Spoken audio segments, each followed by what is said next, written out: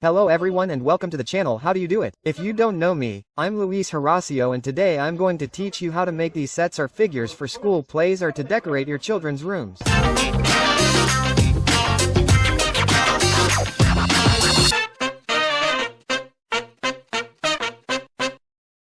Hello everyone. Just as you just saw, I'm going to show you how it was that when I got involved in my daughter's play, I ended up making a set and decorations for it with just cardboard, paper, and glue. I wasn't actually going to record the video, but as I always tell you, if I had the need to do it, I'm sure many of you are wondering how to do it.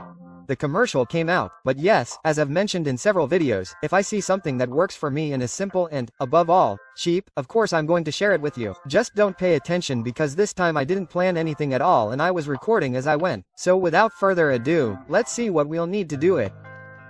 As I told you, my wife and I got involved in a play for my daughter's school, and I was in charge of making all the audio for the play. And since I saw that some props or accessories were going to be listed for it, I started making some like this bat for one of the trees that another mother will make, and this other owl that looks more like a square Batman, and, of course, my wife's basket, since she's Little Red Riding Hood, and there are also some birds that I haven't completely finished yet, but they're more or less like that. But then I realized that there wasn't any real scenery for the front part or where we're going to present it, and since I already have the bases that I use for the dolls that I put out for Halloween and Christmas, it occurred to me that it could be a scenery with two sides that you'll see how it works in a moment.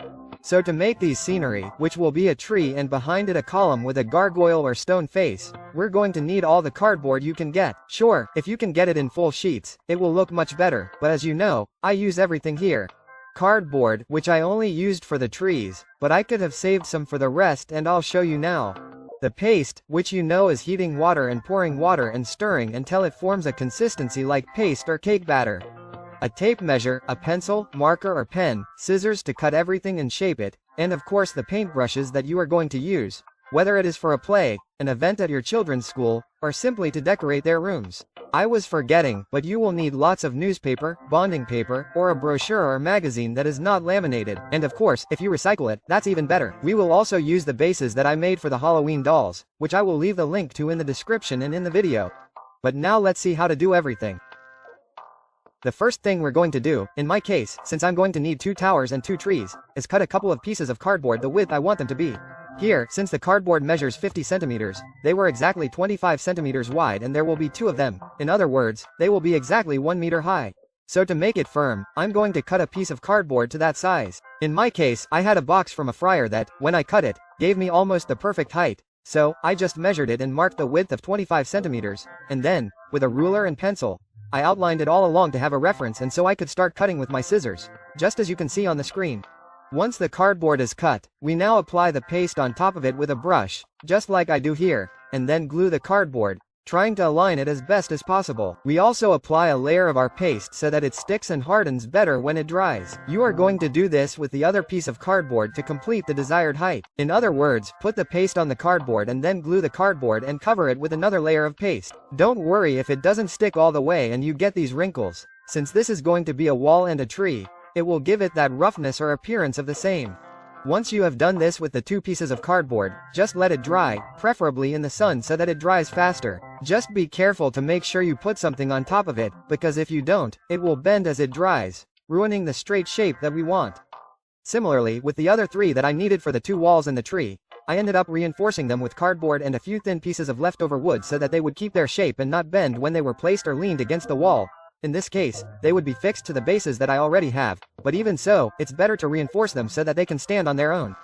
Here you can see that I did it with pure silicone, but then I covered it with newspaper and added glue so that they would stick completely to the cardboard. But of course, I'll leave that up to you, although I do recommend it. In the same way, once the cardboard was glued, just let it rest in the same way, that is, with something on top or like me. Since I reinforced it with wood, I held it in place with other pieces of wood and some handles so that they would keep their shape, since they had bent a little. But preferably, do it like with the other one, where we put a piece of wood all along its length so that it keeps its shape and therefore is more stable. Once it has dried, it will look more or less like this. Which is what I was telling you, that it is a little weak and will bend if we do not reinforce it with cardboard or wood all along its length, but I left it like this because, as I already told you, I will embed it in the base that I have. What I am doing here with these pieces of cardboard is that since I cut all the ones I had in half, I did not realize that I needed at least one complete piece, and in this case another half, to form the green part of the tree. So the only thing I did was glue them together with a little liquid glue, and while it dried I marked more or less the shape of what would be the leafy part of the tree, or its crown, so to speak. Once you have it drawn, just take your scissors and cut along the line that you just drew. Here you can give it any shape you want, like a pine tree or the typical tree that we've drawn since we were kids, which is what I did, and once you've cut it, it will look more or less like this, on top of our trunk. But of course, we also have to make this one rigid so that it doesn't deform when we put it on. To do that, if we don't have a large piece of cardboard, what we're going to do is try to form a cross with cardboard and glue them together with glue and secure them with the paper or newspaper that you have, putting on several layers, joining each of the cardboard pieces that we add. This may take a while, so put on some music, watch a series, or have someone join you so that you can chat a little. That's why I tell you that it's much better if you already have cardboard of the same size and even with the shape of the figure that you just made. Just remember to reinforce the sides to glue them with the glue from the newspaper so that when it dries they stay together perfectly. Once you have completely covered it, let it dry in the same way, but preferably holding it with some pieces of wood secured with some handles so that it does not deform while it dries, and therefore, it maintains its shape. You can also just put something heavy on top but distribute it well so that it stays in place evenly. Once it is dry, I show it to you here, with the first coat of paint already applied, because I forgot to record that part. But, since I will apply 2 or 3 coats anyway, I paint it again, in this case, green on one side, since it will serve as a double backdrop. The other side will be the color of the wall, but I will show you that later. Once painted with satisfaction, we let it rest to dry perfectly. Here we take the opportunity to paint the trunks and walls that we made, and obviously the trunk of the tree will be brown. I was just going to leave it like that, but in the end I added some lines so that it looked like bark, but you'll see that at the end. We continue painting the other pieces of cardboard, but this time in gray, since they are supposedly cement columns, and I will decorate them now to make them look more like a wall. But in the meantime, let them dry for about 10 to 20 minutes, depending on the paint you use. Here comes the part that I think will be most useful to you, whether you have children or not, or you want figures for a scene, or in this case you just want to make shapes and more specifically gargoyle-like faces. I just marked the outline of a head or face on a piece of thick cardboard that I had from the same box as the fryer, and then I cut it out with a cutter, or maybe with scissors, depending on the cardboard you have. Since I wanted to make the most of what I had and not waste anything, I used this one that isn't flat, but when cut it will look something like this. Here I cut 2 because I need 1 for each column, and the only thing I did, since they aren't completely flat, was fill them in with the help of the glue and the paper. If you do it like I did, don't put too much on it, just make the folds of the paper more voluminous, because with the glue it will harden and become lighter anyway. So that once you've filled it as best as possible, now just cover it completely with this same paper so that it looks more uniform. Remember to soak the paper well with the glue, because it will stick much better, and also when it dries it will harden better. So just let them sit in the sun and they should be ready in about half an hour, or if you do it at night, it might take about 4 hours. But once it's dry, now it's time to give it the shape you want. And here, honestly, I can't tell you exactly how I do it, but I'll try to explain. For a while now, I've started to really like making these shapes with newspaper and glue. So I just shape it the way I want, like here with the nose. I just made a triangle, folded it in half, and lifted it up a little so that it's raised like a nose. And from there, I glue more layers of newspaper to it, shaping it with my hands. Then, for the mouth, I fold a piece of paper into a thin strip and shape it into the mouth I need. You can make this as intricate as you want, because the good thing about newspaper or paper with glue is that it takes a long time to dry and you can mold it all the time until you get the shape you want. I used an image of a sculpture as a reference, but since mine is flat, I had to adapt certain parts and it more or less ends up looking like this. For the eyes, I just took some papers and with the glue I made them into balls, then flattened them a little and placed them more or less at the right height. And then I just added the eyebrows and eyelids so that in the end it would look something like this. And here, as you can see, I added some horns in the tongue, but as I mentioned, you can shape it into your child's favorite character and make it as decoration for their room. And as you can see, I actually did this in about 30 minutes or an hour at the most, so it's pretty quick. Now just let it dry, preferably overnight so that it looks much better. While it dries, as I already told you, I'm going to decorate the column so that it looks more like a brick wall. And for that, first I mark these more or less based on a wall in a photo, interspersing them with each other so that it looks more like a real wall. But the important thing is to age this one so that it looks like it's been there for a long time, especially since these will be the columns of the castle of the bad guys in the story. So for that, all I do is apply the same black paint to the brush, but I remove most of it and then go over it with this same paint so that it looks like a scrape or just like dirty brick. We're going to do this with the entire column, and since we've applied the black, now we take the white color and do exactly the same thing, that is, apply the paint to the brush but wipe it almost completely so that it only looks blurry or blurred. And now you can see that it looks like worn stone, just like you can see in the video. So now just complete the entire column and let it sit so that it dries completely. We're going to do the same with the faces that we made.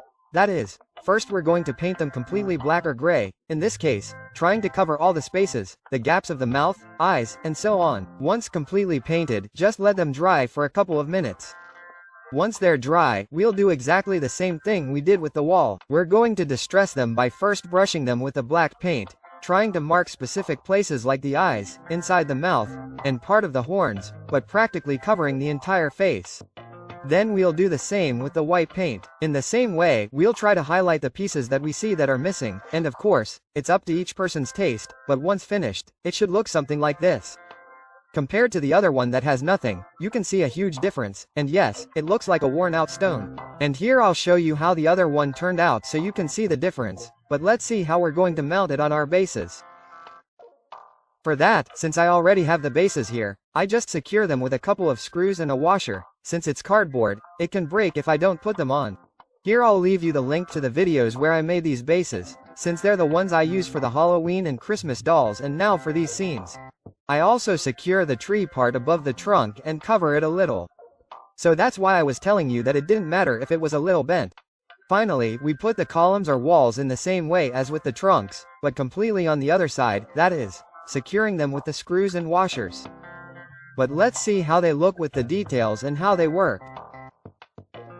As you can see, they look great, and the way they're placed is so that they're the trees for when the good guys come out in the forest. And as you can see, I added some stripes to the trunks so that it supposedly gives them the appearance of bark. But of course, I'll leave that up to you. But the interesting thing about all this is that to go from the good guys to the bad guys or to another part of the plot, you just have to outline them in a very simple way, since they weigh almost nothing. And as you can see, you can already see that they are the columns for inside the castle, where, in this case, the bad guys of the story appear.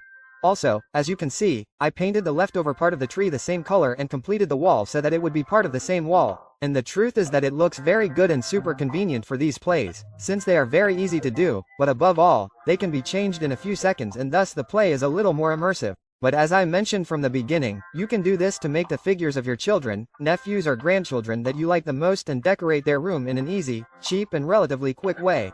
But, of course, tell me in the comments if you like them and if you would make them for your children, nephews or grandchildren, whether for something like that or to decorate their rooms and what, since I would love to read them. As you know, if you liked this video, give it a thumbs up, subscribe, activate the notification bell so you don't miss any of the videos. Share it with all your family, friends and acquaintances. As always, see you in the next videos. Thanks.